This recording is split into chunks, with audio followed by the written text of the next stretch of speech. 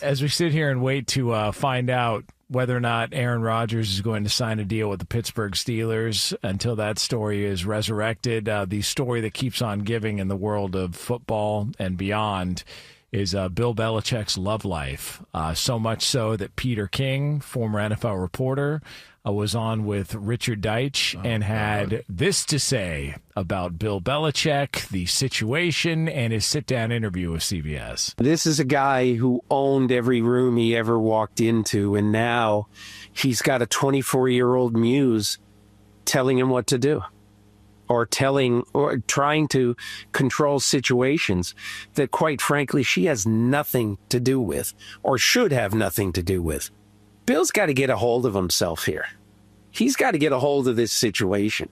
This is embarrassing. How about Bill Belichick, to promote a book, goes on Sunday morning television with a sweatshirt on with a hole in it? So that from fashion icon Peter King talking about Bill Belichick. What does Peter King know? I mean, and also this dude built up a reputation for being well known for basically speculating half the time, stretching the truth the other half, and he's out of the game now. So what's the point? And why does he care? Like why can't he let Bill Belichick, who's worn a hoodie, a cut hoodie to some extent, his entire career as a coach? And so what did he want to do? Have him dress up in a shirt and tie and a jacket? He doesn't even know the context of that interview. Half the time, these coaches are either like coming out of the office or coming from a practice or something else that was going on.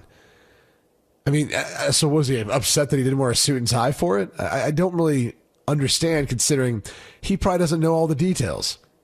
Yet he's speaking on it once again because, I'm Peter King. I'm Peter King. Okay.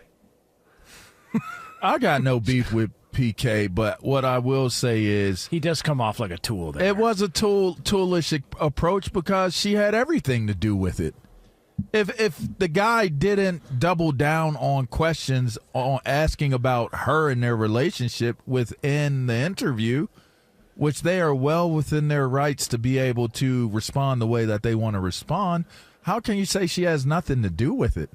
And then secondly, she's clearly been put in a situation where she's helping maybe build his image in this new era, this new day and age. I mean, maybe that is the reason why he deals with her, is that she sees the world differently than he does. He's in college. He's coaching college guys now. He's not just coaching, pros anymore. He's coaching young men. And for what it's worth, you happen to be dating a young woman, a younger woman. There are elements, whether people want to acknowledge it or not, that are to the detriment of older people as it applies to the relativity and the relating with younger generations of people. So at the end of the day, there's something about her other than the what people would say the obvious that really, really is attractive to him. That's his business. That's her business. And at some point, you got to get to a place of where you move on from trying to kind of delve and dig into the man's personal business. But that's what we do with our celebrities, though. I mean, that's a part of it. They did it with Tom Brady and Giselle as well. I mean, they've been successful. They've done a lot of winning.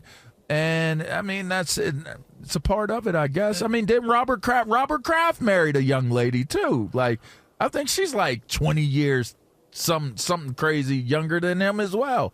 So maybe it's a thing from, the Patriots. They like younger women. Who cares, man? There was this report from Page 6 over the weekend from the New York Post that said that his girlfriend forced her way into the Dunkin' Donuts commercial, I guess, during the Super Bowl. Now, I don't even remember the commercial that well. I was more focused on the Rocket Mortgage commercial. You want to know what I remember from the commercial, by the way, though? Why, of her? Why? From the commercial. Why? I'm just saying. Like, trust me. I don't think the people at Dunkin' were like, oh yeah, we don't want her in this. Like, get her out of this. She shouldn't be a part of this. All right. There's pretty sure the director was like, oh, you want to be in it too? Yeah, we'd love to have you. Like, yeah, sure, of course. Yeah, come be in the commercial. It's I didn't see it. I don't recall it. She's just like, I don't know if you have to see the commercial to kind of understand where I'm going with this one. I mean, she was a Little Mermaid. She doesn't even speak. She's like pumping her fist in the background, and she's hot. Who cares? Like this whole thing has been so blown out of proportion. It really has. And I think part of it is because people think that now we see who Belichick really is. No, you're still bitter or pissed about whatever he did in New England, and they had success and they were dominant, and so now we got to turn this stuff up. Like I swear to God, I'm fascinated to see how it works at North Carolina. That should be the story. Like, how's that going to work at North Carolina? How is he going to work at that level? And instead, you get inundated with all this crap about his dating life and him dating some girl who's 50 years younger than him. God bless him. He was able to pull it off. There's people in their mid-20s who couldn't pull her off, and he did. So, interesting. I don't know, it's par for the course nowadays. Is it par for the course? Yeah, it is. Because apparently there's nothing else going on. So that's the storyline. We gotta track Bill Belichick's love life. I gotta be honest with you. This is a credit to the players. All the players in the league right now. Some of the players outside the league too. But this is the time of year where some guys get popped. They're getting some off-season activities and some stuff goes on. So they've given us no material, basically. Yeah. I mean, much. There's reaching. Pretty much. On. I mean, I'm pretty sure Mike Florio at Pro Football Talk used to have a days since someone getting arrested counter or tracker. So that's out there. Although no one's ever called Mike Florio out on how messed up that looks. But yeah, that's like a thing. So credits all the players. All the former players, not creating any drama, or at least not as much drama as maybe we're accustomed to in the offseason. Also, it does go to show you, though, this is what the NFL's lived on in the offseasons for the past few years, and it was Aaron Rodgers, which you're still living on a little bit of it with Aaron Rodgers because he may come back to play and come play for the Pittsburgh Steelers. But that's the other side of this conversation is, if you really pull back the curtain, that's what the drama in the NFL has been about for the past few years.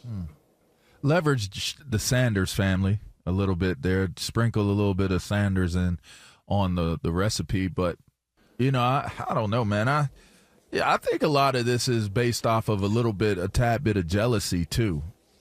Some of these people be acting like all high and mighty and righteous about what they got going on. You mean like Peter King? I mean, I don't want to, I ain't going to take no direct aim at anybody, but I'll just say this.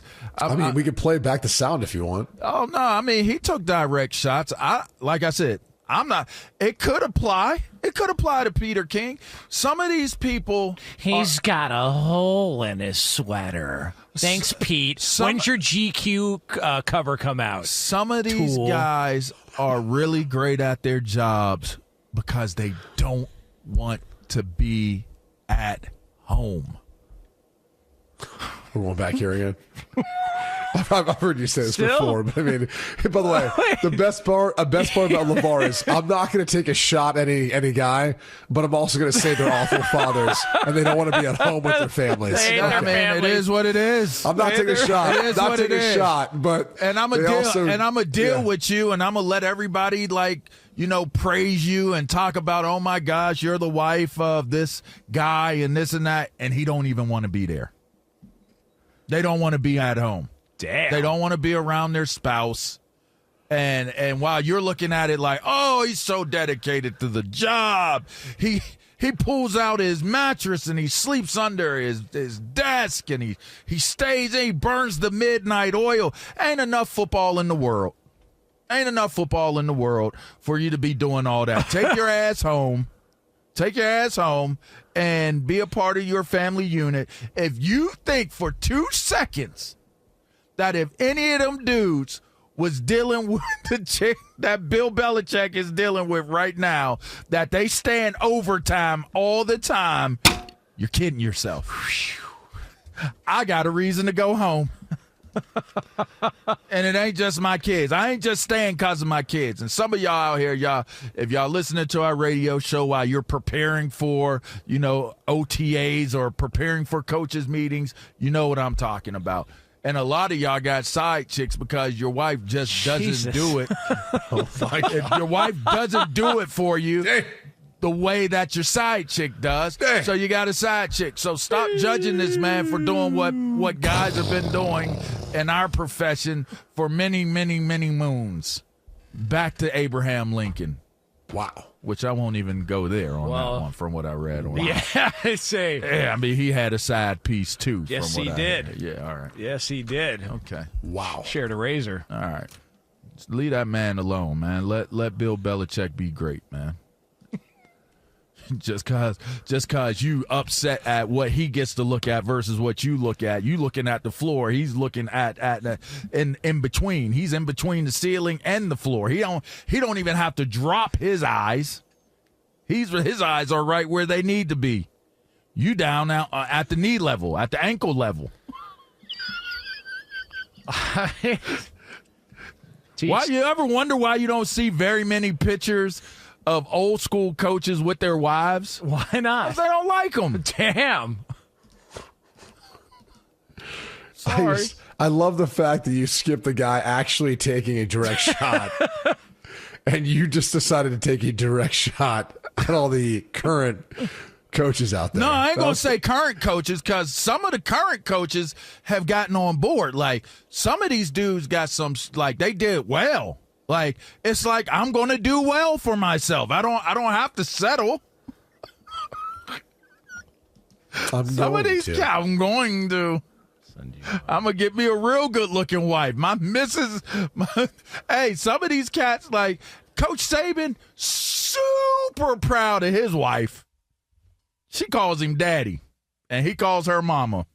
And I'm sure they'll be very, very pleased to know that those are the memories that people take away from when they're around the Saban family. There's some of these dudes out here, Coach. I just interviewed Sark. Coach Sarkisian did well. There's some guys that really have done well in the category of choosing. You ain't got to choose low. You ain't got to go low. Everybody, you can't have your cake and eat it too. It's the dumbest saying ever in the history of dumbest sayings. If I'm going to have a cake, I'm going to eat it too. I am. Well, I'm going to have a cake and not eat it. You can have your, especially as a coach, you know how much influence you have to throw around? Look at what Bill Belichick just did.